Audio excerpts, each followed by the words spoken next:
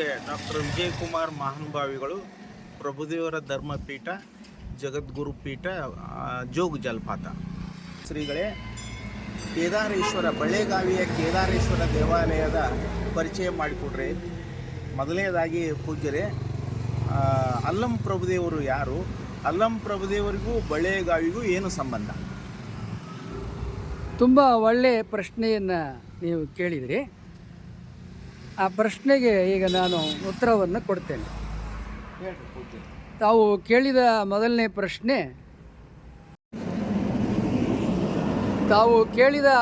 ಪ್ರಶ್ನೆ ಕೇದಾರೇಶ್ವರ ದೇವಾಲಯ, ಬಳ್ಳಿಗಾವೆ ಇವುಗಳ ಪರಿಚಯವನ್ನು ಮಾಡಿಕೊಡ್ರಿ ಅಂತೇಳಿ ಕೇಳಿದ್ರಿ.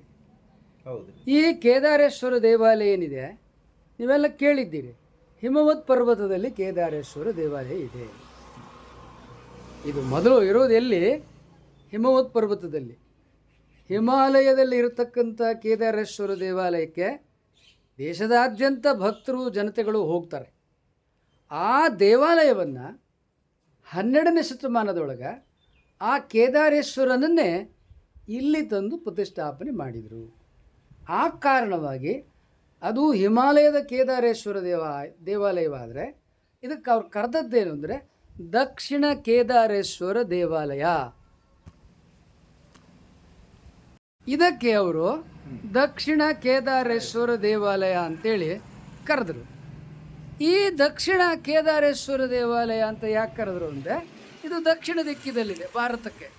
ಆದ್ದರಿಂದ ಕೇದಾರೇಶ್ವರ ದೇವಾಲಯ ಅಂತಲೇ ಯಾಕೆ ಕರೆದ್ರು ಅಂದರೆ ಅಲ್ಲಿ ಕೇದಾರೇಶ್ವರನನ್ನೇ ಇಲ್ಲಿ ತಂದು ಸ್ಥಾಪನೆ ಮಾಡಲಿಕ್ಕೆ ಇದಕ್ಕೆ ಕೇದಾರೇಶ್ವರ ದೇವಾಲಯ ಅಂತ ಹೆಸರನ್ನು ಕೊಟ್ಟರು. ಬಳ್ಳಿಗಾವೆಯ ಪರಿಚಯವನ್ನು ಮಾಡಿಕೊಡಿ ಅಂಥೇಳಿ ನೀವು ಕೇಳಿದ್ರಿ.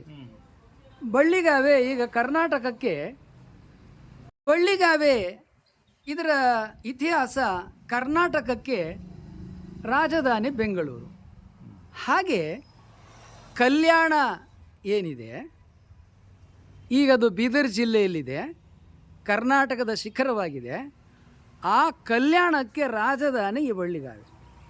ಚಾಲುಕ್ಯ ಚಕ್ರವರ್ತಿಗಳ ಕಾಲದಲ್ಲಿ ಅನೇಕ ಚಕ್ರವರ್ತಿಗಳು ಕೆಲವು ಕಾಲ ಕಲ್ಯಾಣವನ್ನು ರಾಜಧಾನಿ ಮಾಡಿಕೊಂಡು ರಾಜ್ಯಭಾರ ಮಾಡ್ತಾರೆ.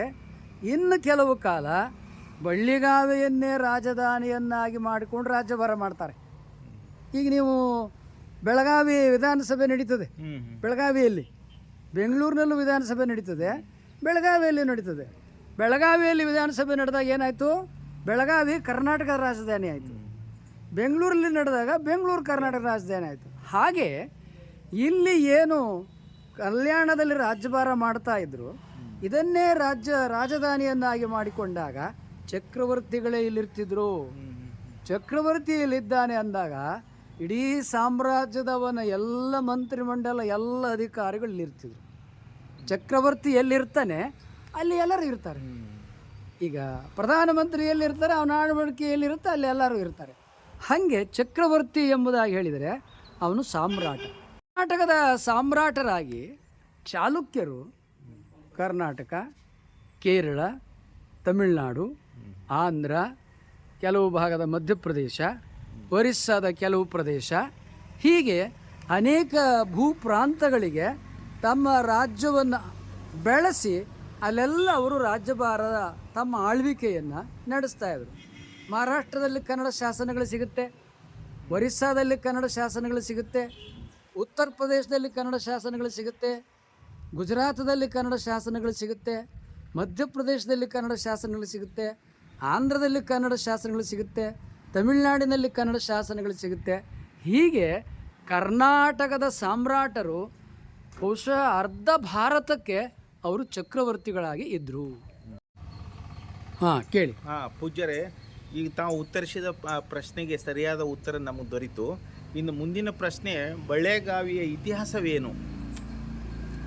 ಬಳ್ಳಿಗಾವೆಯ ಇತಿಹಾಸ ಎಂಬುದಾಗಿ ಹೇಳಿದರೆ, ಯಾವಾಗ ಚಾಲುಕ್ಯ ಚಕ್ರವರ್ತಿಗಳು ತಮ್ಮ ರಾಜಧಾನಿಯನ್ನಾಗಿ ಬಳ್ಳಿಗಾವೆಯನ್ನು ಮಾಡಿಕೊಂಡ್ರೋ ಅಲ್ಲಿಂದ ಇದರ ಇತಿಹಾಸ ಆರಂಭ ಆಗುತ್ತೆ.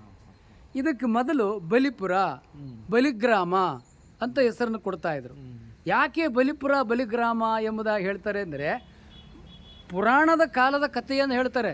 ಇಲ್ಲಿ ಬಲಿಚಕ್ರವರ್ತಿ ರಾಜ್ಯಭಾರ ಮಾಡ್ತಾ ಇದ್ದ. ಬಲಿಚಕ್ರವರ್ತಿ ಅಂತ ಗೊತ್ತಲ್ಲ, ಬಲಿಪಾಡ್ಯಮಿ ಆಚರಿಸ್ತಾರಲ್ಲ, ಅವನ ರಾಜಧಾನಿಯಾಗಿತ್ತಿದು ಬಲಿಪುರ. ಅದಕ್ಕೆ ಇದಕ್ಕೆ ಬಲ್ಲಿಗ್ರಾವೆ, ಬಲಿಪುರ, ಬಲಿಗ್ರಾವೆ. ಹಾಗಾದ್ರೆ ನಿಜವಾಗಿಯೂ ಆ ರಾಜಧಾನಿಯಾಗಿತ್ತ, ಅವನು ಇಲ್ಲಿ ರಾಜ್ಯಭಾರವನ್ನು ಮಾಡಿದನ ಎಂಬುದಾಗಿ ಕೇಳಿದರೆ, ಅವನು ಪುರಾಣಗಳು ಯಾರ ಕತೆ ಬೇಕಾದ್ರೂ ಕಟ್ತಾರೆ, ಯಾರು ಎಲ್ಲಿಂದ ಎಲ್ಲಿಗಾದರೂ ಸಂಬಂಧವನ್ನು ಮಾಡ್ತಾರೆ. ಹೀಗಾಗಿ ಆ ಬಲಿಚಕ್ರವರ್ತಿ ಇತಿಹಾಸ ಎಷ್ಟು, ಕಲ್ಪನೆ ಎಷ್ಟು ನಮಗೆ ಗೊತ್ತಿಲ್ಲ. ಆದ್ದರಿಂದ ಇಂಥ ಇತಿಹಾಸ ಪ್ರಸಿದ್ಧವಾದ ಬಳ್ಳಿಗಾವೆ ಏನಿದೆಯಲ್ಲ, ಇದು ಇತಿಹಾಸ ಮತ್ತು ಪುರಾಣ ಎರಡರ ಸಂಬಂಧವನ್ನು ಇದು ಒಳಗೊಂಡಿದೆ. ನಾವು ಇತಿಹಾಸಕಾರರೇನು ಮಾಡಬೇಕು, ಪುರಾಣವನ್ನು ಪಕ್ಕಕ್ಕಿಟ್ಟು ಇತಿಹಾಸವನ್ನಷ್ಟೇ ನಾವು ನೋಡಬೇಕು. ಇಲ್ಲಿ ಈ ಬಳ್ಳಿಗಾವೆ ಯಾವ ಕರ್ನಾಟಕದ ರಾಜ ಮಹಾರಾಜರು ಆಳ್ವಿಕೆಯನ್ನು ಮಾಡಿದರೋ ಅದನ್ನು ಗಮನದಲ್ಲಿಟ್ಟುಕೊಂಡಾಗ ಅಲ್ಲಿಂದ ಇದರ ಇತಿಹಾಸ ಆರಂಭವಾಗುತ್ತೆ.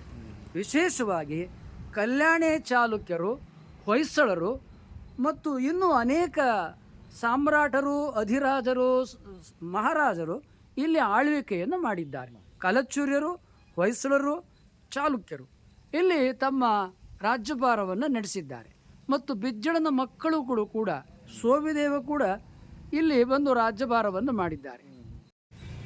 ಬಳ್ಳಿಗಾವೆಯ ಇತಿಹಾಸವನ್ನು ಕೇಳ್ತೀರಿ. ಈಗ ಅನೇಕ ರಾಜ ಮಹಾರಾಜರು, ಚಕ್ರವರ್ತಿಗಳು ಅನೇಕ ಪ್ರಸಿದ್ಧ ದೇವಾಲಯಗಳಿಗೆ ತಮಗೆ ಅಧಿಕಾರ ಸಿಕ್ಕಂಥ ಕಾಲದಲ್ಲಿ ಪೂಜೆಗೆ ಹೋಗ್ತಾರೆ. ಇಲ್ಲಿಗೆ ಯಾರೇ ಚಕ್ರವರ್ತಿಗಳಾಗಲಿ, ಯಾರೇ ರಾಜ ಮಹಾರಾಜರಾಗಲಿ ಈ ದೇವಾಲಯಕ್ಕೆ ಬರ್ತಿದ್ರು, ಇಲ್ಲಿಗೆ ನಡ್ಕೋತಾ ಇದ್ರು. ಈ ಕ್ಷೇತ್ರದ ಶಾಸಕ, ಮಂತ್ರಿ, ಮುಖ್ಯಮಂತ್ರಿ ಎಲ್ಲ ಆದರೂ ಕೂಡ BS ಯಡಿಯೂರಪ್ಪನವರಿಗೆ ಇದ್ರ ಮಹಿಮೆ ಗೊತ್ತಿಲ್ಲ. ಅವರೆಲ್ಲೆಲ್ಲೋ ಹೋಗ್ತಾರೆ. ತಮ್ಮ ಸಮೀಪದಲ್ಲಿಯೇ ಇರುವ ಬಳ್ಳಿಗಾವೆಯ ಕೇದಾರೇಶ್ವರ ದೇವಾಲಯದ ಮಹತ್ವ ಯಡಿಯೂರಪ್ಪನವ್ರಿಗಾಗಲಿ ಅವರ ಮಕ್ಕಳಿಗಾಗಲಿ ಗೊತ್ತಿಲ್ಲ. ಯಾಕೆ ಎಂಬುದಾಗಿ ಹೇಳಿದರೆ, ಈ ದೇವಾಲಯದಲ್ಲಿ ಕಳಶ ನೋಡ್ತಾ ಇದ್ದೀರಾ, ಅಲ್ಲಿ ಕಳಶ ಇಲ್ಲ.